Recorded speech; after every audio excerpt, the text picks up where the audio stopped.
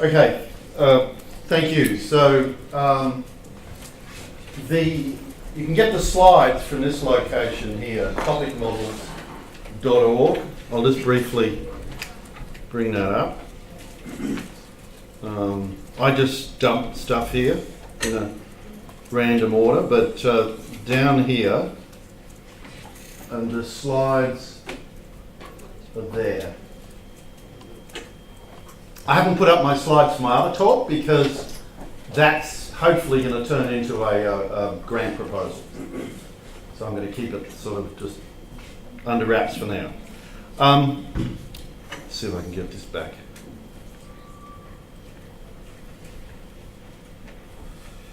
One of the people who knows non-parametrics better than just about anybody is Lancelot Jones. And he's at Hong Kong, he's in the business school, he's a statistician. For some silly reason, I got him to review one of my PhD students. And very fortunately, he didn't mind the thesis, and then he invited me over to visit him. So I spent a bit of time actually learning about this stuff from the guy who knows. And I'll tell you a story about this afterwards. It's not easy for me because I'm sort of an intermediate guy. I'm a guy with a math background, but I'm a coder, and I try and implement what the theory people do. So, but I'll tell you a rather amusing story about working with Lancelot in a bit. So this is a rather non-conventional introduction to Dirichlet processes because we kind of figured it out ourselves and we didn't like what we saw. We didn't like the Chinese restaurant processes. They're great things for teaching and they're great at the top level, but at lower levels of the hierarchy they're not, we don't use them. I haven't used them for about about 10 years. So, but we'll get into the introduction first, and this talk is a bit of a mix. So there's a few bits of math, and I'm trying to give you intuition as well with some figures. Just some very basics first. Classical statistics, non-parametrics, that's not what we mean.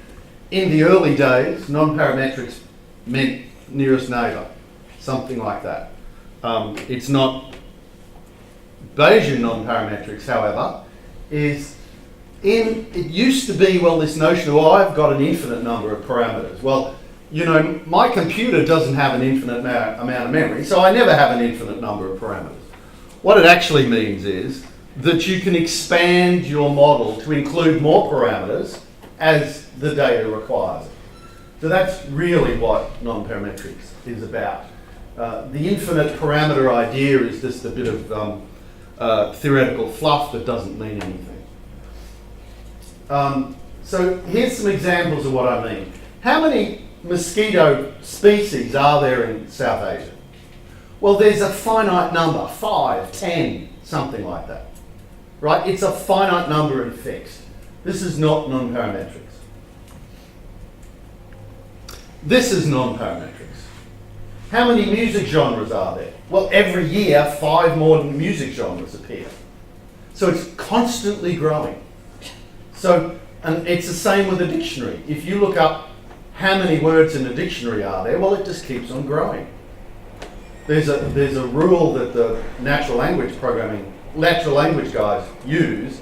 It's something like, you know, it grows logarithmically or something with the size of your document collection.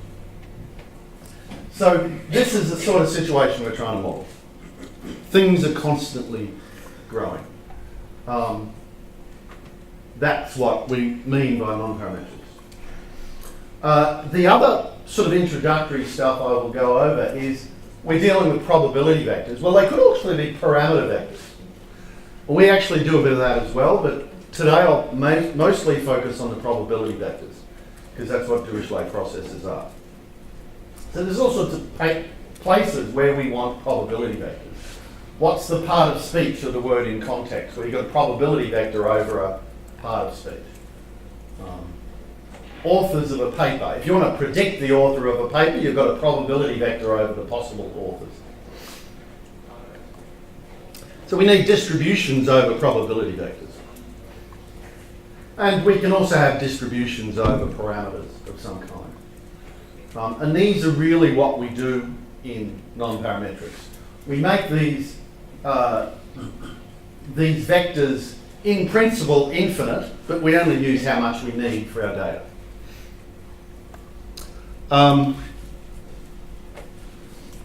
One of the advantages of working with probability vectors this way is we can put them up hierarchically. And I want to show you some examples of why that's better. So this is stuff. Imagine you want to get sentiment words about mobile phones.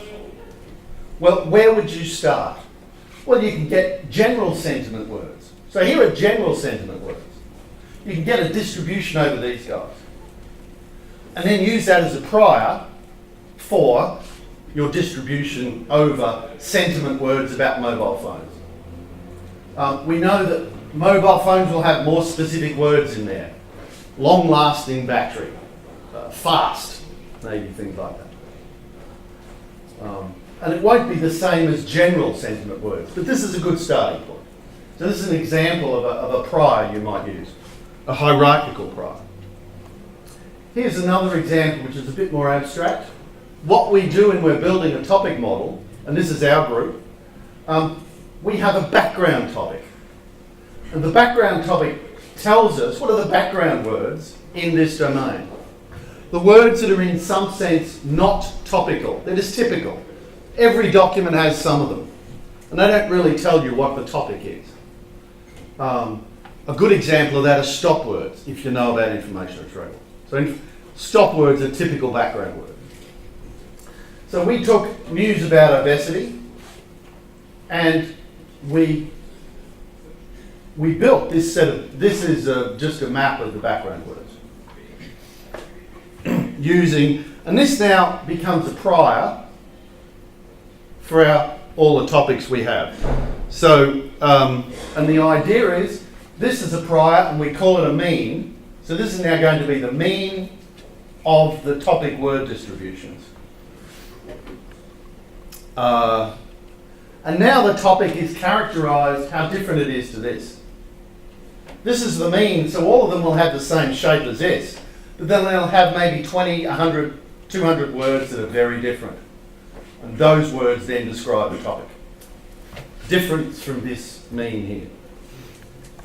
Here's a sort of an example of that. Here's our background words, and these are the word groupings that we get that are distinct from these. But if you look in any of these topics, there's a background that looks just like this. Well, we've taken it out to illustrate what were the words in the topic. So that's just an example. Here we have, this is our prior for all of these other groupings of words. And we do that automatically. So this is another example of these things. Now I want to give you a more abstract example, but this is I'm going to show you a full hierarchy. But this has actually been very useful, at least until recently. These are Engram models. And until recently, the standard way of doing language modeling in speech recognition, language modeling is where you've got a bunch of phonemes coming out and you want to say, well, which phonemes are right? Which phonemes can turn into words? So you need a rough model of language. It doesn't have to be a great one, but it's got to be pretty good. And until recently, the best language models were Engrams, which is kind of like this, a trigram or four-place. So the current word is predicted from the two previous words or the three previous words, depending on n. Of course, now all the best language models are all deep neural networks, of course. But if you want high performance, these guys still win substantially. So if we want Engram models, this is basically the idea. So what word can go here? Well, we can look at the context, depending on how far back we go. But if that's our context, then we can use nothing as our prior. If this is our context, caught up, we can use this as our prior. So this distribution here is our prior for this distribution. knowing actually tells us quite a lot what could be here. And we keep on going. So this distribution is a prior for this context here. So that's what the Engram does. The Engram uses an n minus 1 gram as its prior.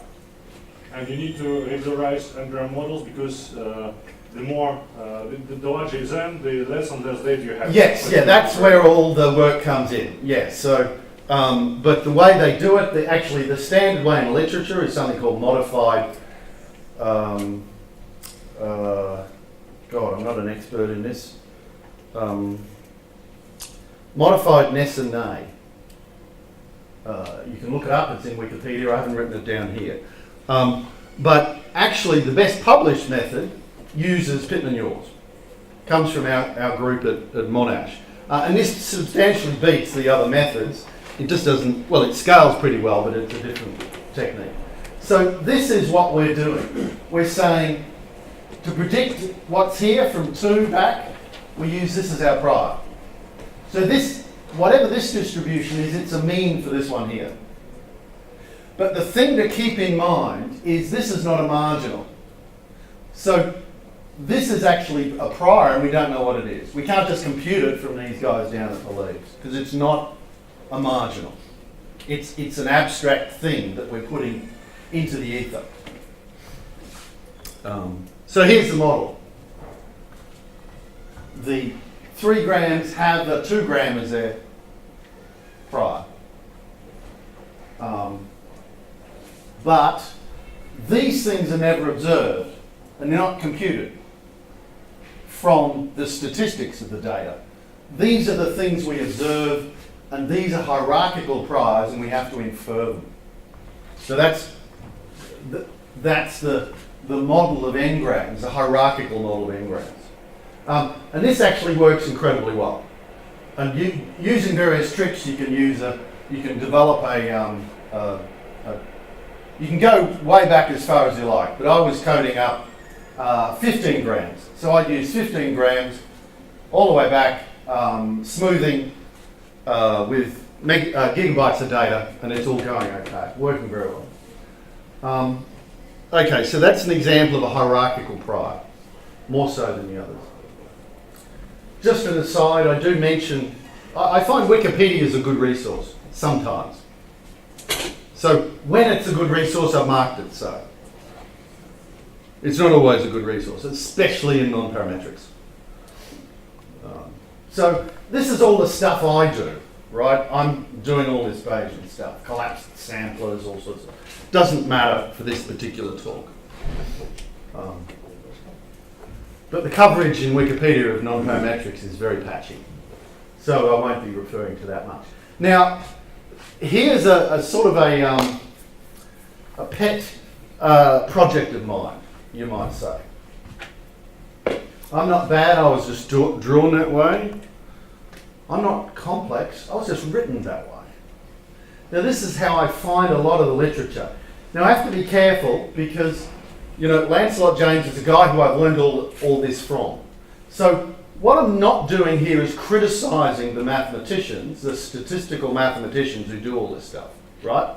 What I'm saying is that for 98% of the machine learning people, we don't need to know all this complexity. And so I think everybody is agreeing with this. Because everybody here studied theory of probabilities in this particular way, with probabilistic spaces. With oh really? They all did? Well, maybe except of psychologists present here.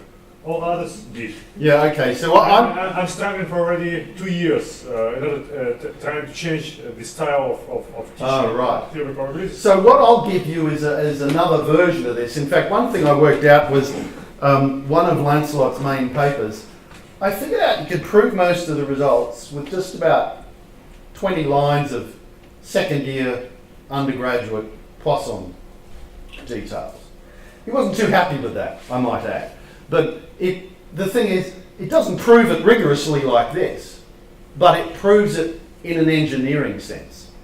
So that's how I'm trying to teach a lot of the stuff. So what I'll give you here is a sort of a watered down version. I'm not going to go into this territory. just so you know. But again, I'm not sure, I don't know most of the background for most of the students.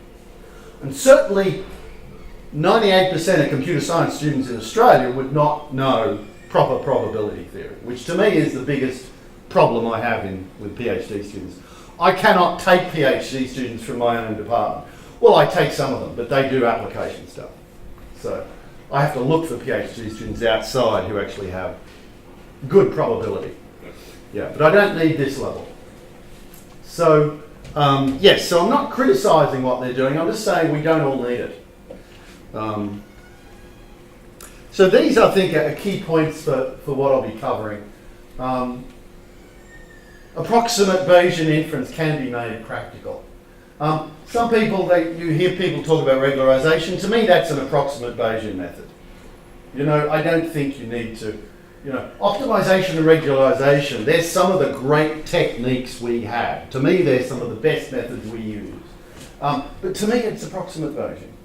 So I don't mind, you know, some people go the other way, they say, oh, this is just sort of ad hoc, but I'm completely, these things are excellent approximate Bayesian methods. Non-parametrics, we're using them to have infinite vectors. And a lot of the complexity is unnecessary. So, I mean, I'd love to publish my simple interpretation of Lancelot's work, but I know it'd never get accepted anyway. You know, but I can put it in a book, right, a textbook. I just couldn't put it in a paper, I can tell you now. And I like to say this, deep neural networks, it's a computational methodology. So we grab a lot of that stuff and use a lot of it. All right, next section. So now we're starting to get into the material. What I'm going to give you is a basic introduction to Dirichlet processes and a more extended version, Pitman-Yor processes. And here's the take-home message.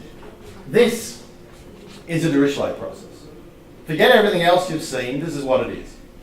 This is all that matters. Everything else you can derive from this, except how to get the p's. Right? But this is really important. What is it? It's a sum. It's you put in any set A or a single value x.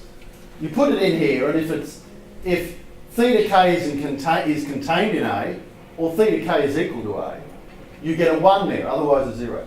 So all this does is it counts up the pKs for which one of these atoms here is in here. Right? If A is the universal set, this is 1 everywhere, and you sum all your pKs. In our case, they sum to 1. It's a probability vector, so this is 1 for the universal set. But this tells you everything. That's important, and what we're going to do is explore what these guys are. So understand this, and you understand a lot of the behaviour.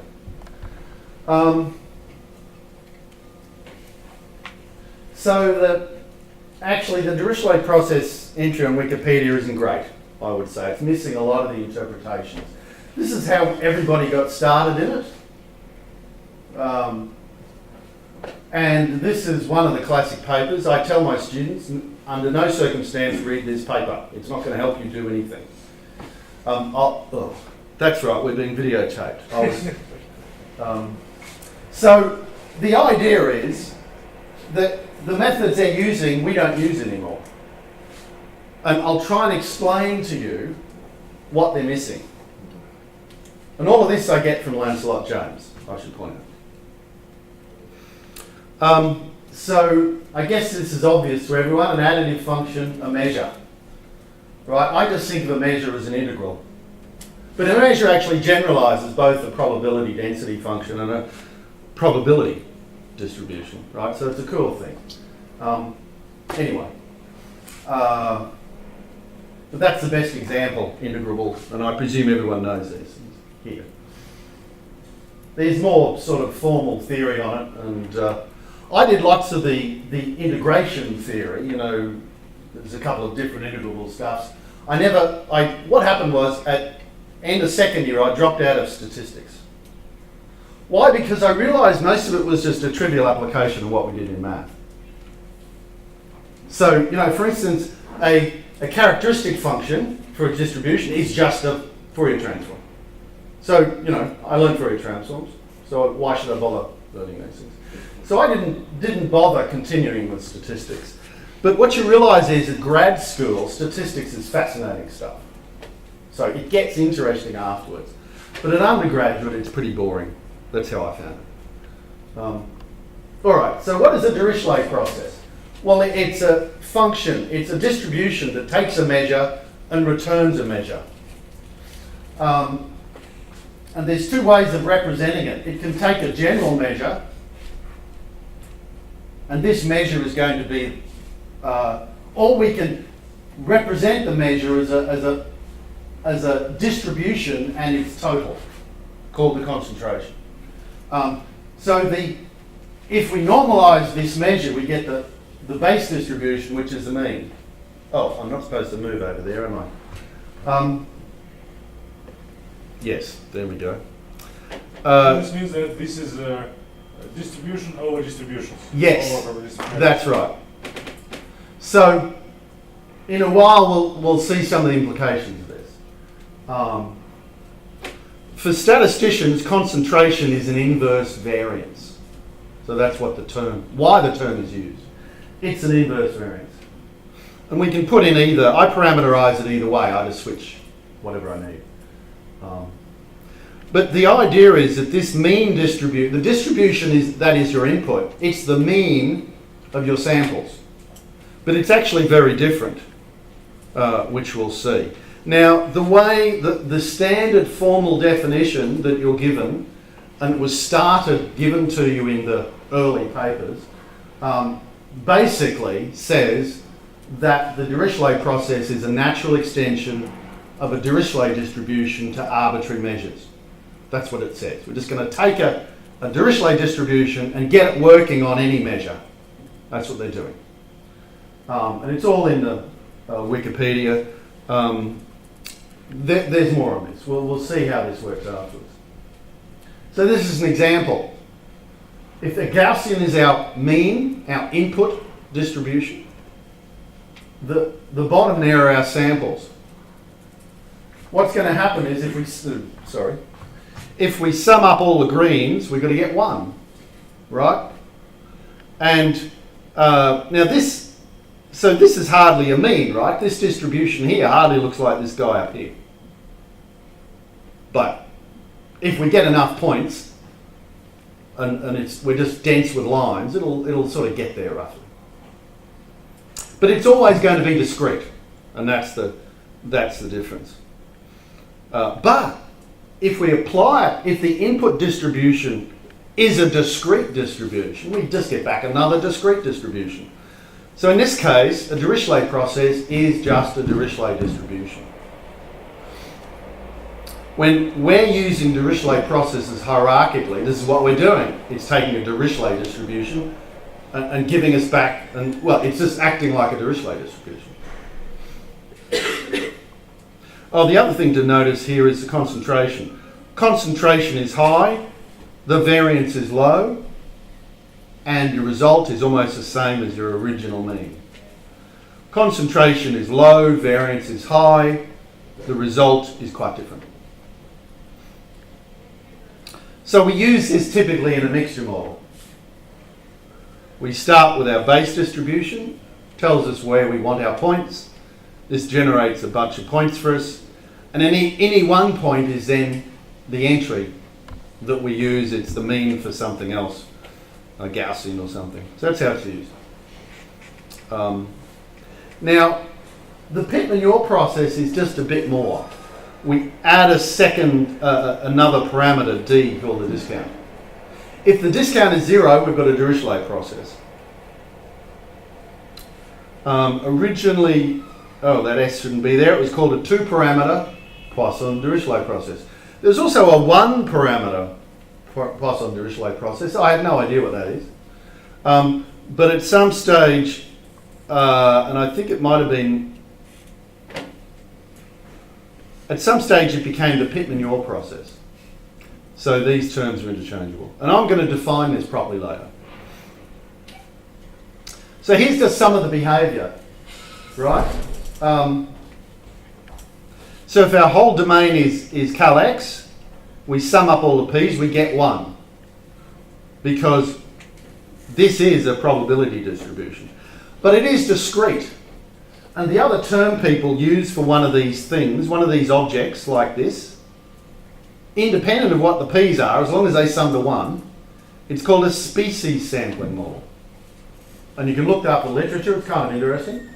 Because what you're doing, every time you take a sample from here, you're returning a discrete entry. You're returning one of these theta k's. So you're sampling a species. You know, you're going to an island and say, oh look, here's a new object. Have we seen that one before? Is it an object we've seen before, or is it a new object? Species sampling. The theta k's here, they're called atoms, and I'll start using that term. And if the theta k's are distinct, this is all good. But if the theta k's can be different, we've got trouble. And that's the last part of the talk. But I think of these things as an infinite probability vector. So it's an infinite probability vector P, and it's indexed by the values theta k. So that's my way of thinking of these things. So if you just take any one, it's almost certainly going to be arbitrarily small. Why? Because they sum to 1. Quite obviously, you can't have a great number greater than any finite number theta delta. There can't be more than 1 on delta that are greater than delta. Otherwise, the sum doesn't work. So you're always going to have a very small number of larger p's. The other thing is it's meaningless to consider these things unless you've got an order on these p's, because most of them are so small we can't see them. So you've got to order them somehow, and that's some interesting theory. That's where the stick breaking comes from.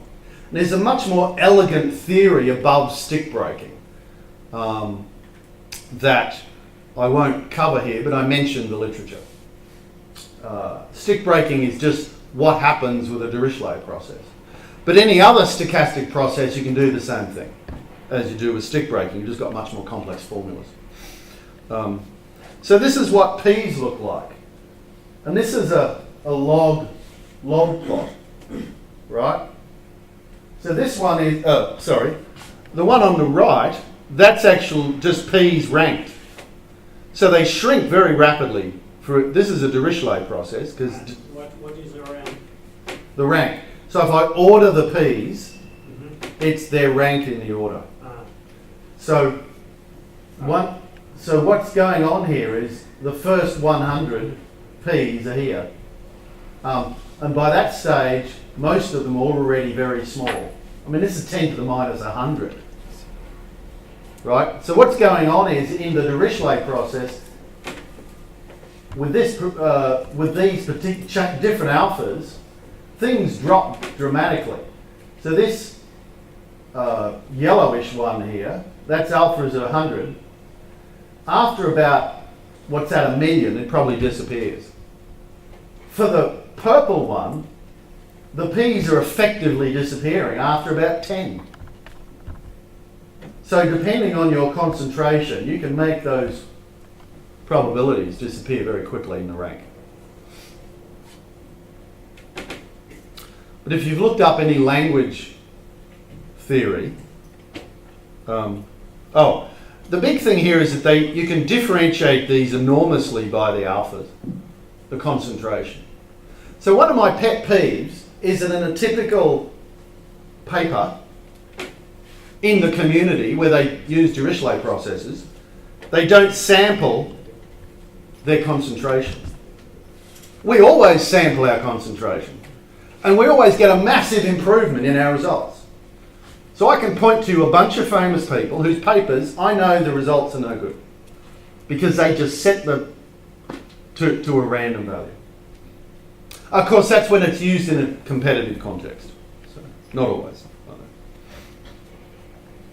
as you increase your discount, things starting to flatten out, and you'll see here it becomes linear in the log plot.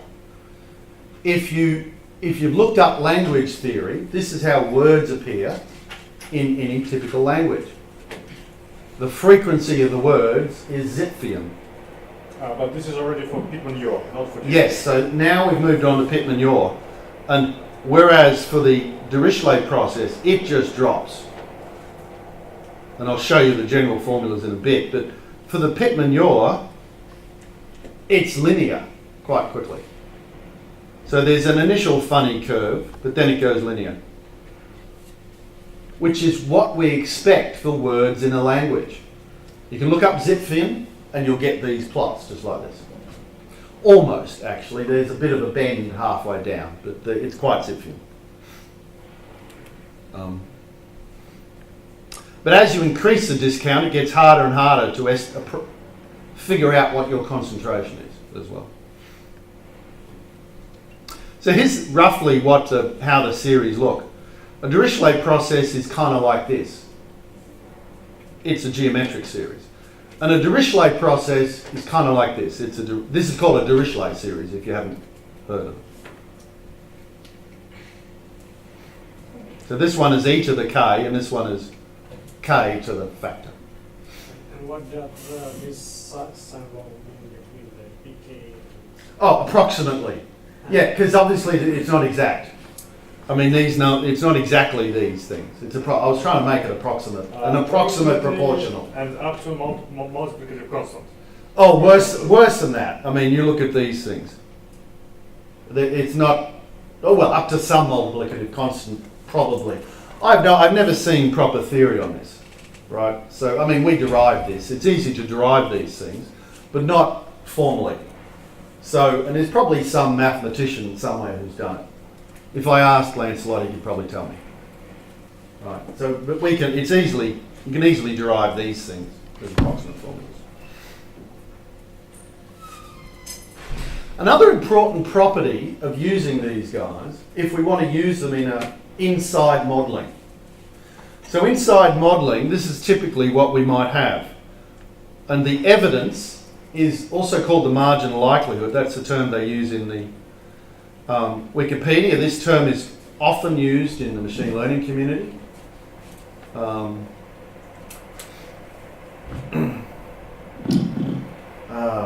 I was trying to think of the name who coined it. For a while he was the chief scientist of England, and then he died. David Mackay? Yeah, David Mackay. So David Mackay came up with this term. He died early on, something or other. But he was like a chief scientist of Britain for a while. But so this formula here, what we've done is we've marginalised out the probability vector P. So what's the probability of seeing this data given, you know it's a Pitman-Yor, you know the parameters of the Pitman-Yor, but you don't know what the P is. You've marginalised it out. So this is an important quantity. We use it in clustering. This is how we do clustering efficiently with Pitman-Yors or Dirichlet processes. We use this marginal probability. I'm going to give it to you. I'm just going to lump it on the table. And there's multiple ways of defining it. Some people call it, they define a Dirichlet process by saying it has this marginal. So there's different ways of deriving it. I'll give you a brief idea of where it comes from. The cleanest way of deriving it is with stochastic processes, which is through Lancelot James's work. Very elegant. Some people say you've got a Chinese restaurant sampler, which I hope you would have heard that term bandied around these parts, or if you've attended NIPS conferences from 5 or 10 years ago. So there's different ways of doing it. But here's the formula. We've got distinct atoms, right? They're those things next to the deltas. And this is called a rising factorial, and this is called a rising factorial that's been discounted. And I'll give you an example on the next page. Actually, we might do that. Yes. So rising factorial, discounted rising factorial. we'll go to the example. There's our formula. Here's our data.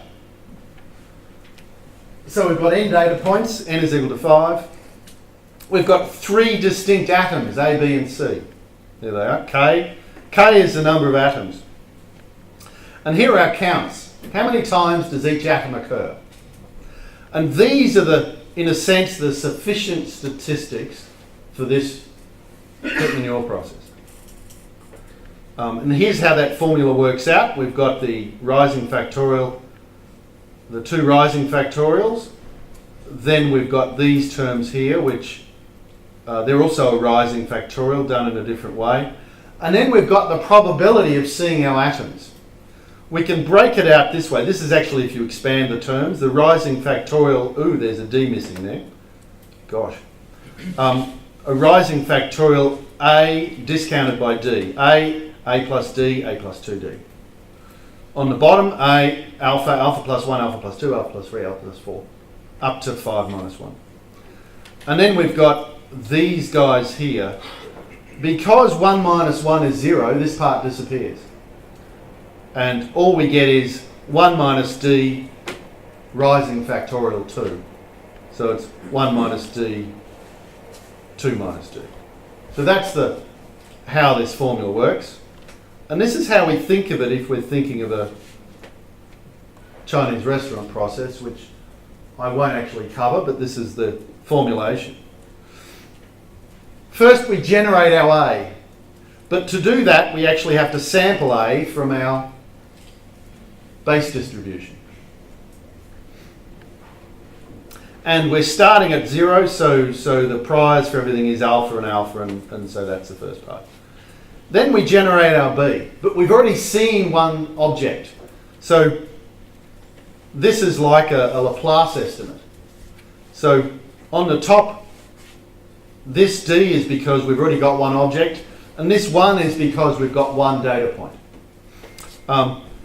The next time we generate our second A, so we're not going to use this. We don't need to get the probability of A because we're not sampling it. We're taking it from our existing pool of known atoms. And this is the probability we give it. So these are the sort of a way of working this through. Here's the rewrite of this as a formula, and this is usually called the Chinese restaurant process. But what it is, it's starting with this formula here and making it operate sequentially. We know it operates sequentially because the Dirichlet process and the Pitman-Yor process are both exchangeable. So the whole thing is exchangeable, so we know there must be a sequential definition for it.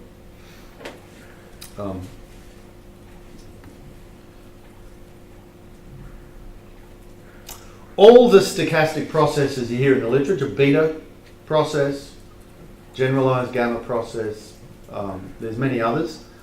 Stable process is one of my favourites. All of them have these same sorts of formulas. They're just a bit more complex.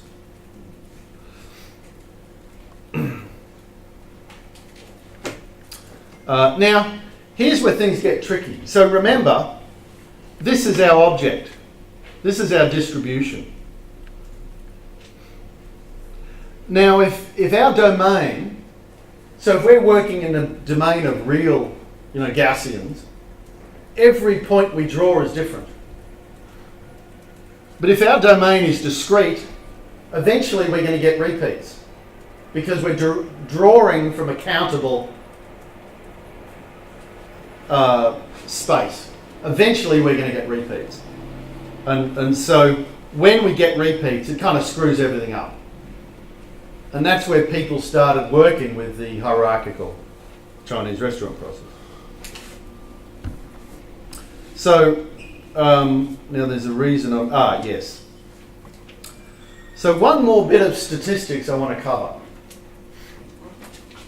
We've seen what the P's look like and how rapidly they disappear. We've seen the marginal, this formula. now I want to show you another thing, and it's how big is k? How does k grow? So in this case, this is my sample, and these are the statistics. We've got n, 13 data points we've drawn, but we've only got k distinct atoms. A, B, C, D, E, F.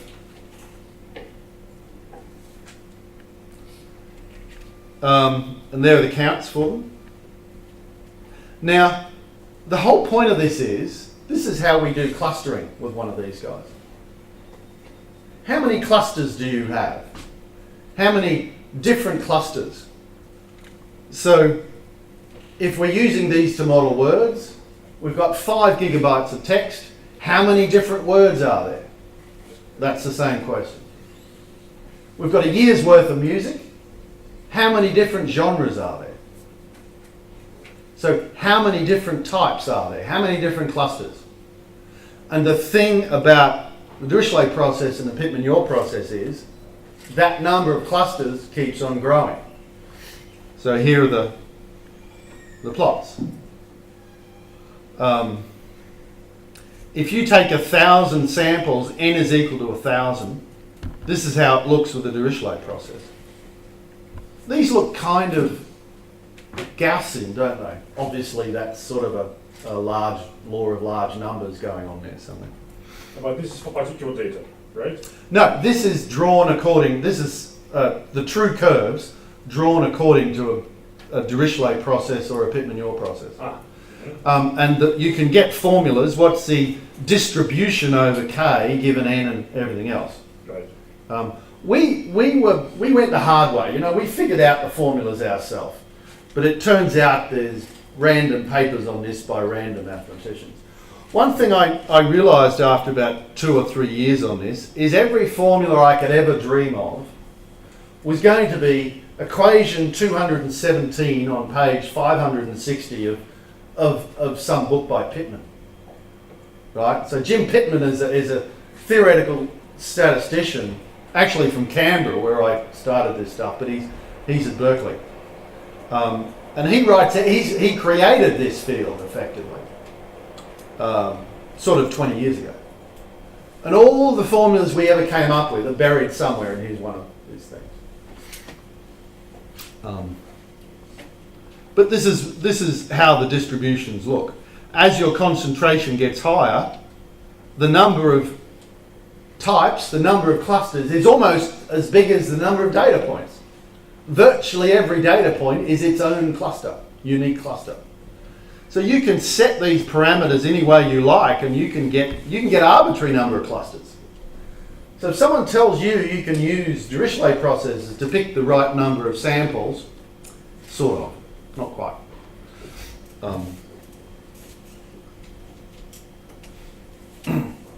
So we've got the formulas there, but this is just a survey well, not a survey, it's a tutorial paper.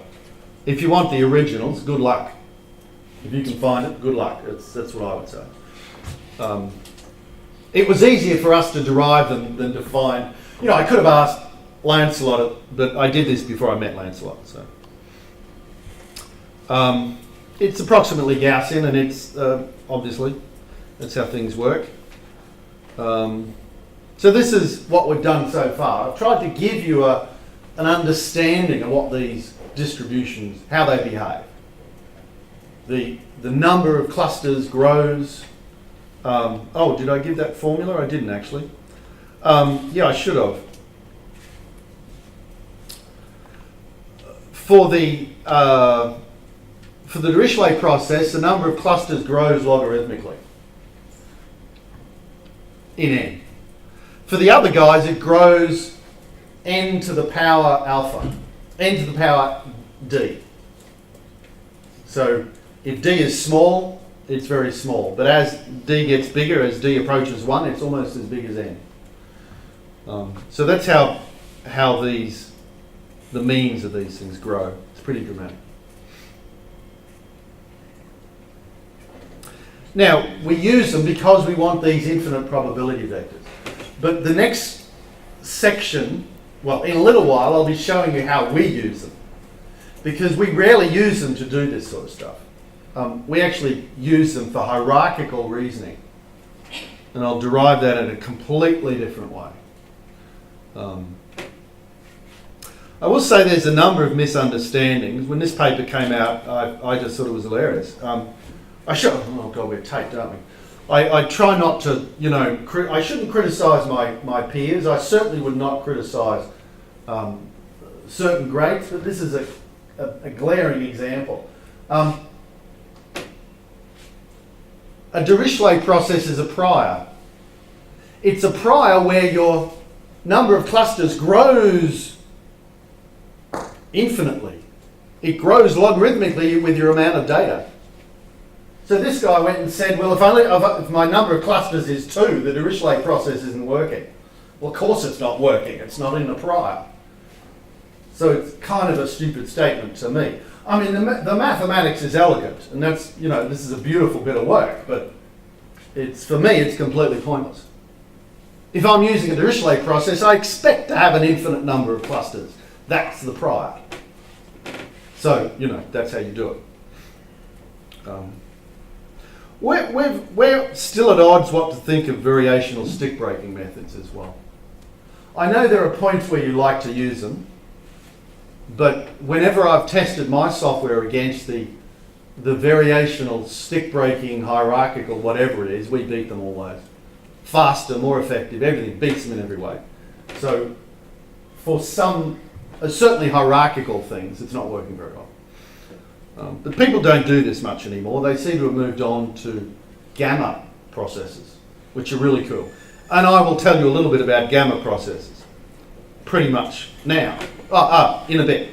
So, I better speed up. So we're going to talk about several ways of defining a Dirichlet process. And the simplest one is stick breaking. Here are the alternatives though. This is the stick breaking definition, the first one. It's something called a GEM, which we'll look at. So what this does is it generates the probability vector P, and then it completes it with the atoms.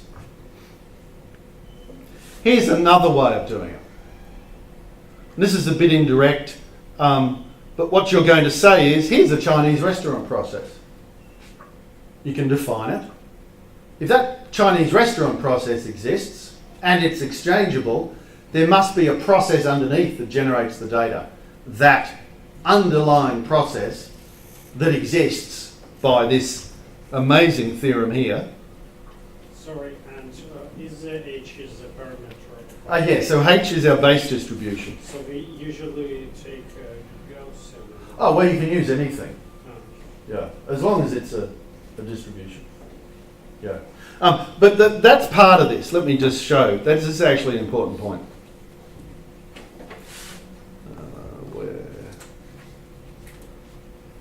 Yeah, good enough. Frankly, we don't care. I mean, all that matters is we can get the P's. You can shove any atom in there, any set of atoms. This is just a mixture, according to that P. So the critical thing about these is the P's. There are some diagrams people show you where they have these Dirichlet processes, a parent of another Dirichlet process, is a parent of another Dirichlet process. That's completely unnecessary theoretical garbage in my, I'm a bit strong on this, I shouldn't say. I do offend people as well, sorry. I've been known to have people in the room where I've offended them like this. But it is the case, this is all it is. This is what these things are. All you need is your P, right? So you can either work with the P's and have them hierarchical, or you can have the whole bang lot. And so we just make the P's hierarchical. And we forget about the other side, usually. Oh, but anyway, any realization of a Dirichlet process or Pitman-Yor process is a discrete countable distribution. And yes. To set discrete countable distribution, you have to set two things. The probability of event and the event itself. Yes. The event itself is theta k. Its probability is pk.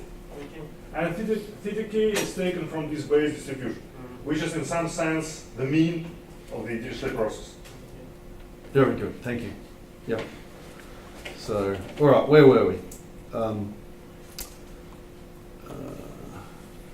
You have these two definitions. Yeah, now we'll go on to more. So, where was I? Yes, so we've got our inferring it exists by Di Finetti's theorem, and also the GEM definition, which is pretty good. It generates the P. It's a good idea.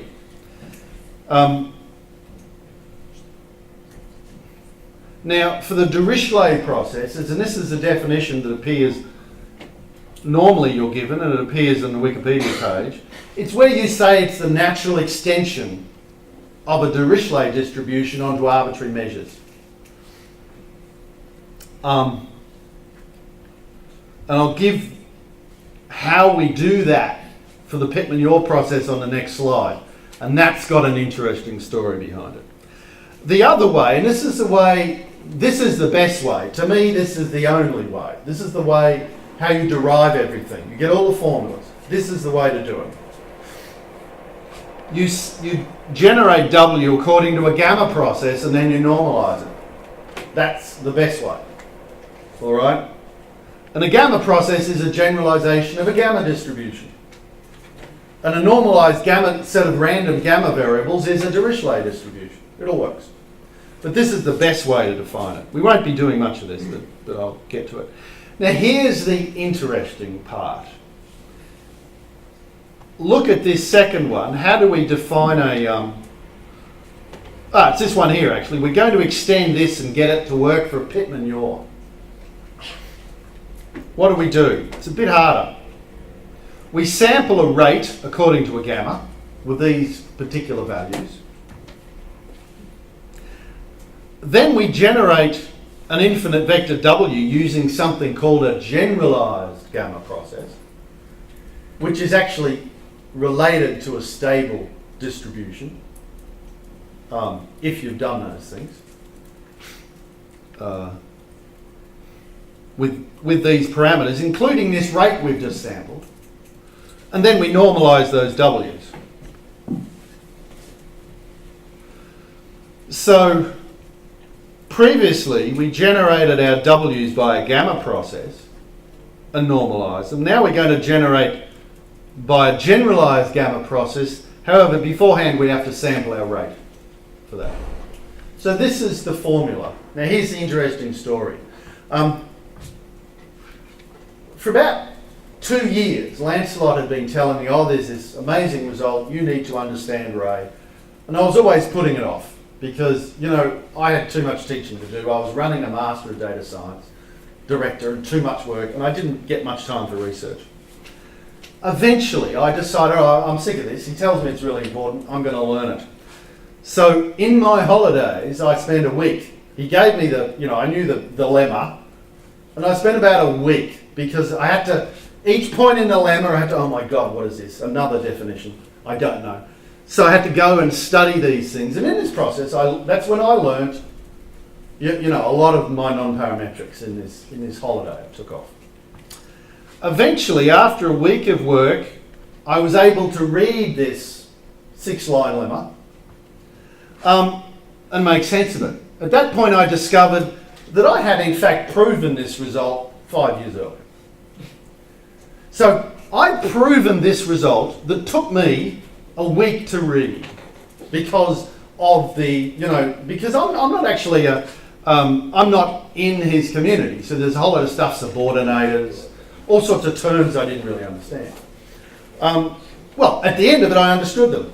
But, and I will tell you now, if you can read his, lemma and make sense of it, good on you, congratulations. So, I know there's a bunch of people who can, all of that community, right? Because they know all this stuff. They know so much more than what I'm dealing with, which is just the simple stochastic processes. But anyway, that's sort of a background story. But this is the simple version. To me, this is how I like to express it. And it gets rid of pages of prior detail that really is unimportant. Okay, stick breaking, what is that? So here we have, this is the traditional stick breaking model. We're going to break a stick and take off part of it, and that's going to be the first P in our probability vector. The remainder we're going to sample and break another bit off according to a distribution. That becomes the second P in our probability vector. As we do this, our stick gets smaller and smaller, and when we take a sample, we're taking a sample of a smaller and smaller value. And so this shrinks quite rapidly. So this is the stick breaking thing. Here's the Bayes net sort of version of it. The remainder stick sort of shrinks like this. That's just the obvious formula. Here's the actual form. What you're going to do is at each stage you're generating the proportion you're going to break off according to a beta distribution, where the second argument builds and builds. So that's usually what people give you as a stick breaking formula. It's very elegant, but in fact the whole formula can be derived in a completely different way from Jim Pitman's work on, do I give this here? Excuse me, but shouldn't be a product there. So for example, P3? This is another way of representing the product. So that, Yeah, I just think this is easier. Yeah, so this is, pictorially, it's obviously the remainder. Usually people multiply all their V's together, but frankly, to me, that's simpler. So a GEM distribution is a distribution defined using this formula. That's how you define it. Named after Griffith, Engram and McCloskey, where the discount was 0, and these are bioinformatics guys. So this was first done in the bioinformatics community. But there's a much larger literature called size-biased ordering. The original papers are all done by Jim Pitman. It's very elegant. It works for arbitrary processes, beta processes, gamma processes, any of them. So not just the Dirichlet process. Actually, I've got a slide on that, but I just tucked it at the end of these because I won't really go through that. So, but here's the interesting thing about a GEM. If you take the marginal for it, this is what you get. So the first term is the term we get in the marginal for our Dirichlet process, Pitman-Yor process. But there's another term. What does this correspond to? Well, you can kind of look at it. The other term you can approximate if you drop the sort of D and alpha bits. It approximates like this. It says the probability that type 1 is the first thing you draw, n1 on n. The probability that type 2 is the second thing you draw. Oh, by the way, it's already 7 o'clock. Leave if you want to, I don't mind. All right. I know we're late. Okay, so I'm expecting a few of you to leave. It's fine. Yeah, I won't be offended. So, so this is how you can think of it. This is, the probability that N3, that the third type will be drawn, given that the two types have already been drawn.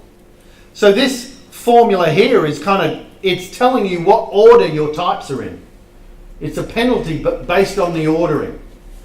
But in the real versions of this, there's no ordering.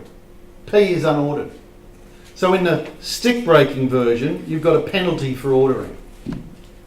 And so sometimes if people run a stick breaking sampler, it'll work worse than a regular sampler, the ones we do. Why? Because they're not reordering their sticks as they go. The marginal, to avoid this penalty, you've got to try and reorder your sticks in a proper order. And if you look at some of the papers, you'll see they do that. But that's because of this.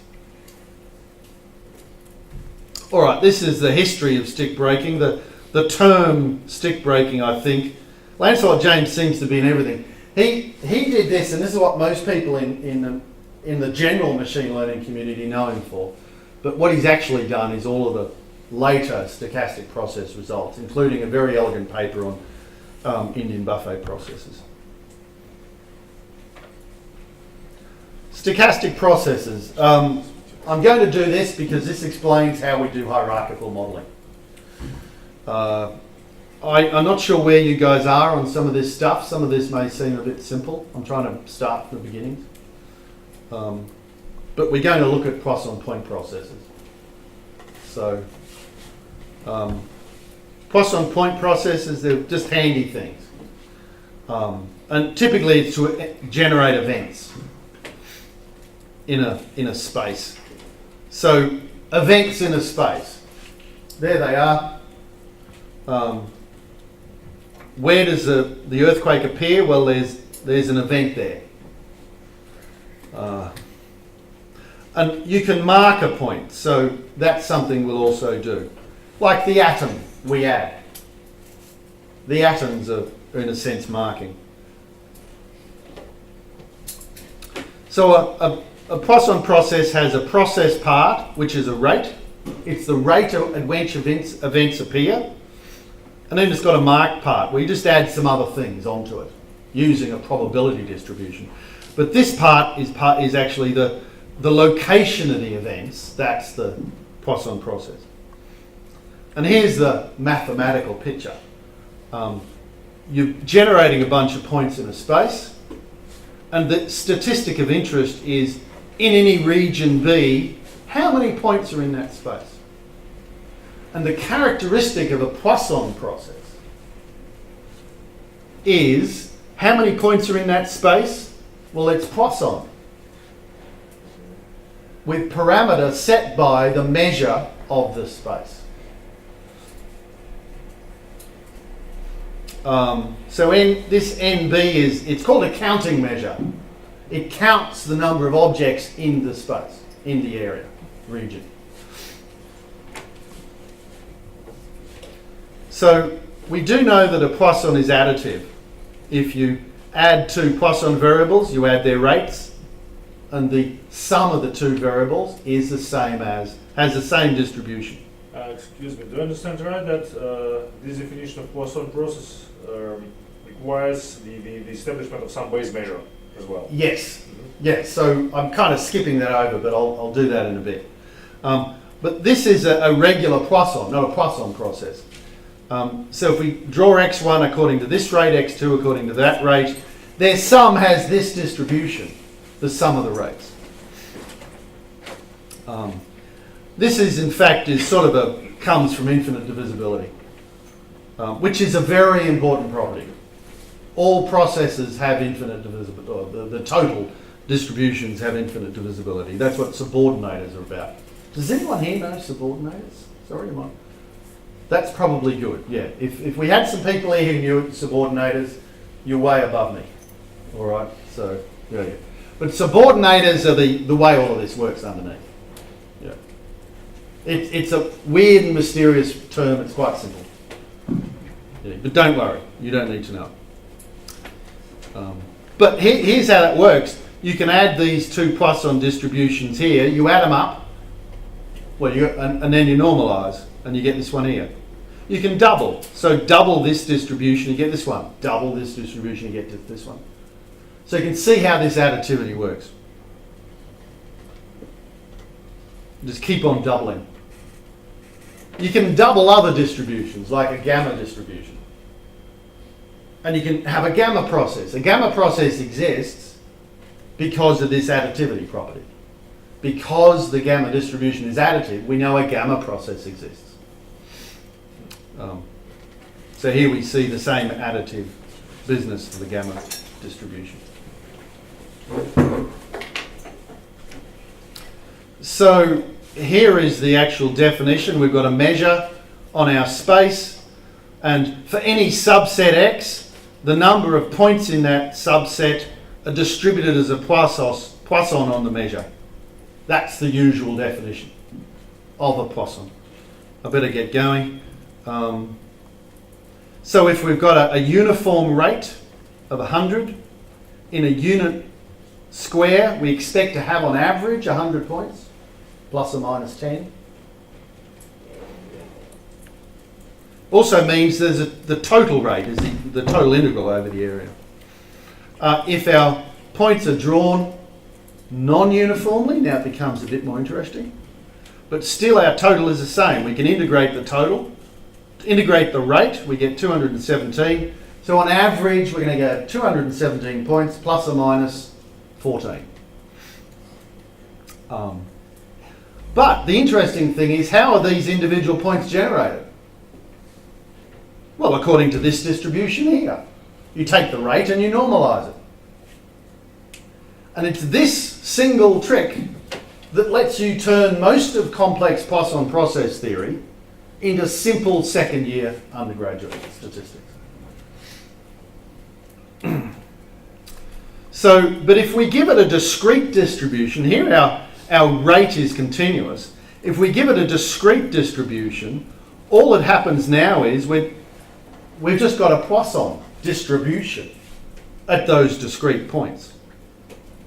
So whereas here, our distribution is actually this guy here, it's certainly not Poisson. In this case, because our input measure is discrete, all that's really happening is we've just got a vector-wise set of Poissons. So here we've got a vector of Poisson rates. With it, we generate a vector of counts, and there they are. And the deltas tell us the atoms where those counts lie. But the Poisson distribution has infinite amount of atoms, right? Well, it can. The Dirichlet process does, yeah. No, Poisson distribution. Poisson distribution has infinite amount of atoms. Well, it doesn't have an atom, it's just a count. There's no notion of an atom. Yeah. Sorry. Yeah. So that's the formal definition. I'm kind of skipping some stuff. I've given a simple one here. The rate is usually called an intensity or a Levi measure. If it's integrable, if it's got a total, it's just a probability distribution. Forget Poisson process. So, just to explain that, here's a PDF, a beta distribution, beta 5.2. We can have a Poisson process with 3 times that rate. That just means on average we're going to have 3 points. But each point will be distributed according to this beta.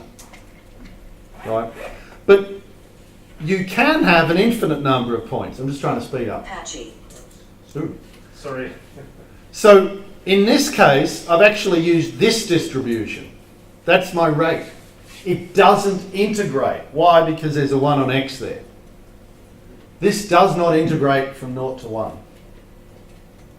But, you know, if we bound away from the 0 by epsilon, it does integrate. So it integrates from epsilon to 1. That's what we need for the Poisson process. So we know there's going to be an infinite number of points in that 0 to epsilon. We can forget about it. We'll just work from epsilon to 1. And everything works. In that space, it's finitely integrable. We can just treat it as a probability distribution and work with it. Okay. So in the discrete case, where our input measure is discrete, for instance, it comes from a Dirichlet process. All we're doing is doing a vector operation on the rates to get a vector of counts. Same in the finite intensity case, where the integrable is finite, it's just a probability distribution where we're also generating the number of points. In the infinite intensity case, where the integral is infinite, well, as long as that infinite part can be, you know, got rid of, bound away, we're good. So that's how we deal with these guys. All of these other distributions are also additive, so we can also create processes with them.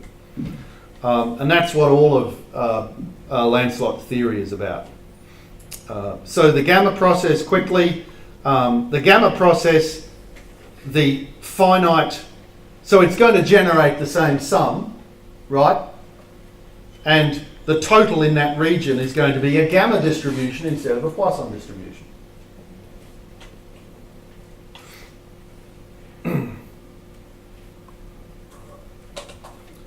So for any region A, we compute the measure on A, and then we can generate the total on that region just with a gamma distribution. And this distribution mirrors the Poisson distribution, except here we've got a gamma instead of a Poisson. Same thing. And as long as the distribution here is additive or infinitely divisible, this is going to work. There's a lovely family of distributions to do this. Having generated a gamma distribution, we normalize it and we get a Dirichlet process. So this, to me, is the best way of doing a Dirichlet process. The reason is that gamma processes have a really simple mathematics. You can do all of the evidences, everything you want, really trivially. And from there, you just directly infer the Dirichlet process equivalence.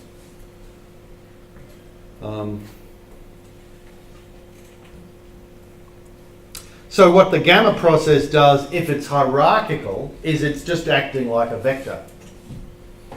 You've got here it is. Your input distribution is a vector of weights. Well, you're just going to generate another vector of weights where each of the mu k's is a gamma. So the gamma process on a discrete distribution is just gamma vector-wise. And a Dirichlet process on a discrete distribution is a Dirichlet vector-wise. Same thing. That's how these guys work.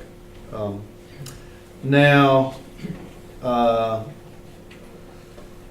Pitman-Yor process is a bit more involved. I think we have to finish. So this is giving you the constructive definition. I think we can skip it. But there's a lovely theorem that ties all of this together by some... Levi is a German mathematician and Kinchin is a Russian mathematician.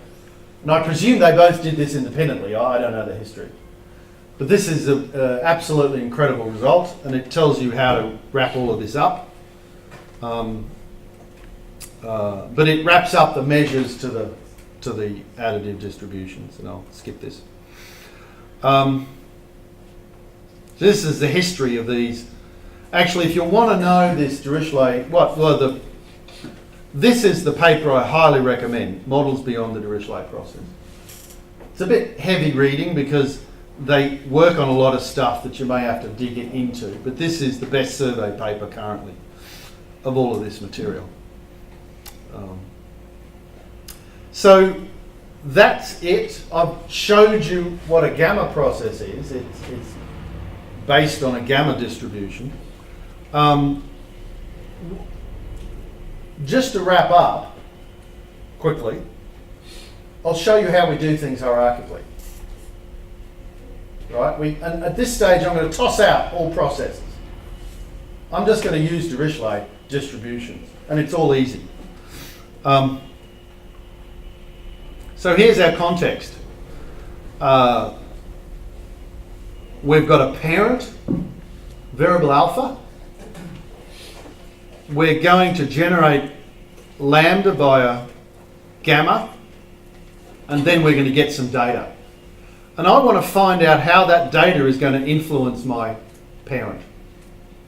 So what I want is a marginal, an evidence from n up to alpha. To do that, I have to integrate out lambda. And this is the formula I get. You have the data distribution, you've got a Poisson on the data, here's your gamma, and you integrate out lambda, d lambda, and you get this guy here, which is pretty horrible. It's in terms of alpha here. And these gamma functions on alpha, I mean, they're simple functions, gamma functions, but their problem is we can't work speedily with them. We can't do what we do, which is operate on a hierarchy with a million nodes and like a gigabyte of text. We can't do that with these functions. So we have to do something else. So what we're going to do is augment this. So I'm going to introduce a new variable. Here's the trick. So this is too complex to use in a Gibbs sampler. So I'm going to do a trick. What I'm going to do is I'm going to break up. There's our alpha. It's gamma alpha plus something on gamma to the alpha by this. So there's the formula in alpha. We're going to break this term up by doing this. And this is called an augmentation. So I'm going to replace this term by the sum, then drop the sum and say I've got a t that I'm sampling. It's called an augmentation. Is it an approximation? Well, it's exact if you sample t.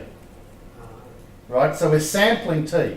As long as we keep sampling t, the averages will be exact in the long run. Yeah. So we've got rid of those two gamma ratios, and this is just a power in alpha, right? So it's beta to the alpha and n plus. So when we do this, and this is how we sample the t, it's according to something called actually it's a Chinese restaurant distribution. You can look this up. It's in our papers. There's some other authors who use it as well. But so here's what we've done. We take our original likelihood, we multiply it by the distribution of this variable t we've added in, and lo and behold, the horrible gammas cancel, and we just get this, which is a gamma likelihood. Oh, I say here Poisson, that's probably wrong. So with that augmentation is what we do. We sample t according to this distribution. Our marginal now takes this form, and it's just a gamma, and we can pass it up to gamma, to the parent alpha. So instead of passing up to the parent alpha this horrible term here, we're passing this up, and everything now works. We can do the same with a Dirichlet distribution. I'm not going to go through the gory detail, but this is the intermediate thing. This is called a multinomial Dirichlet distribution by those people who do it. When we augment, we have two things to augment now because alpha appears... Oh no, we've only got alpha to augment. We also have beta to augment if we want to. We augment alpha using the same trick as before. We can augment beta using a different trick. And what we end up with is this term here. The alpha is in a multinomial likelihood, and the beta is in a, I guess it's a Poisson likelihood. I was saying gamma earlier, who knows? What's the difference? So we've gone from this horrible formula here in alpha and beta to this form here. Yes, but you're using augmentation. Yes. This means that the expressions are not equivalent. No, but as long as we keep sampling, we can then, deal with it. So what we do is we just have fast samplers on these T's. Up and down the hierarchy we go. Keep statistics. Keep the means of alpha as we're operating. And it works. So different people, there's a whole community in the US who does the gamma one. Ming-Wan Zhou, Duke University, University of Texas, Austin. They do the gamma one, and we do the Dirichlet one. But it makes things operate very quickly. What it is, it's a collapsed Chinese restaurant process distribution. But it's only important for the hierarchical case. Anyway, that's all I was going to show you. It works really well. We do all sorts of things. This is the guy who's famous for the gamma case. He does gamma processes. This is one of my favourite examples of a paper. You have two pages on Levi measures and Quintine, whatever it is, theorem, and all of this complex stochastic process math. And then you do an implementation, and the implementation is as vectors of gammas. There's no process in there. So you could have actually just forget about all of the stochastic processes and just done the basic theory in simple distributions. But they know that machine learning communities like it to be complex. So, that's how they do it. But we can actually, it's easy to do the full processes. It's just that these guys early on, they just wanted a quick paper, so they didn't bother. Right? But now I think they're doing the full processes, where you're actually sampling properly and you are actually working effectively with a stochastic process, which isn't that difficult to do. Okay, that's all I was going to say. There's lots of literature on this, which I haven't included. I've just tried to give you the pointers. You can get the slides if you want to look this stuff up. There's some of the bits of theory in here, and I've got a section on hierarchical Chinese restaurant process where I show how you turn a hierarchical Chinese restaurant process into one of the ones we would deal with. So there's a collapse you do here that's quite elegant. Took us ages to figure it out, but it was all in, page 570 of one of Pitman's tomes. So anyway, that's it. A quick tour of Dirichlet process. But the thing to remember at the base case, at the ground level where there's no hierarchies, they're wonderful, elegant things where you deal with these infinite vectors, P, that have very strong properties in how they behave. And there's a lovely, neat marginal that you can use to do your inference with these things. At the hierarchical level, you can throw all of that away and just deal with vectors of gammas, Dirichlet distributions. But in practice, what you're actually doing is collapsing out a hierarchical Chinese restaurant process. Same thing. But that turns out to be a lot simpler and faster, and a lot of people are doing it. So, thank you.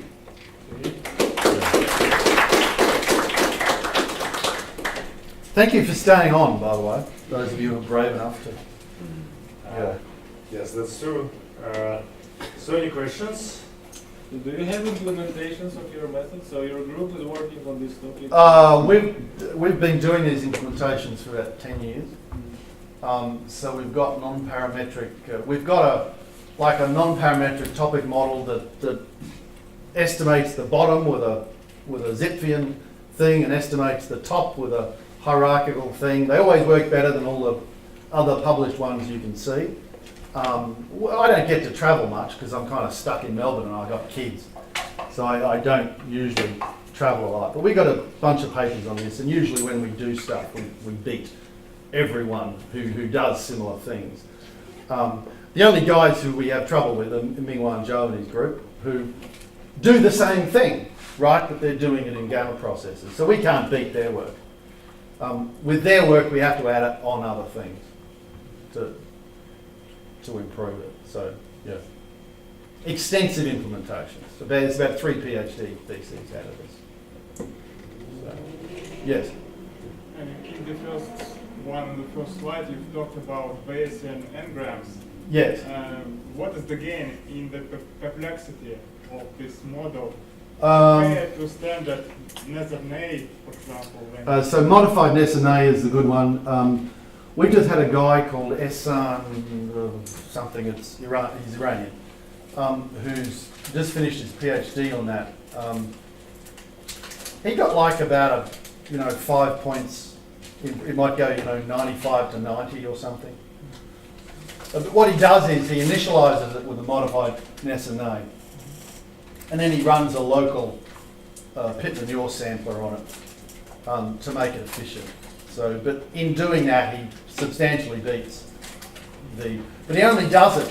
This only works because him and some other guys figured out this amazing data structure, You know, so it's really good computer science. They've got this amazing data structure that lets them build infinite engrams. So they can go to order 50 without too much work. It's quite sophisticated, and that does beat. Because I don't think you can do that with a modified. I'm not sure, but I don't think it'll work with a modified SMA. You can't go above about order 6 or something realistically. Have you compared with the results of recurrent neural network? That stuff obviously is much better. It's a richer model class. Yeah, so I mean, those ones are a whole different level, right? Incredibly good. The only time these things win is in huge amounts of data, where you can't do the training. You know, so they'll run on these methods I'm talking about that Essam's done. You know, he can work with hundreds of gigabytes or something. I don't know if the others. Well, some of them can do that, but I don't know about you. I don't have 1,000 machines at my disposal to run for a month. You know, but I know Apple and the big companies at ICML, they have these amazing papers. Just incredible. Yeah, there's no comparison once you work in those spaces. Yeah, it's nice simple stuff, but it's not going to beat that. You know. But there are some cases where you've got nice simple hierarchies, and this stuff can really be used to work off. Yeah. Okay, if there are no more questions, then I cordially invite you to join us tomorrow. Tomorrow we'll still have our 4th invited talk by Maurizio, and it will be about Gaussian processes and its application to machine learning, right? And Gaussian processes are something much easier than Dirichlet processes. Oh, God.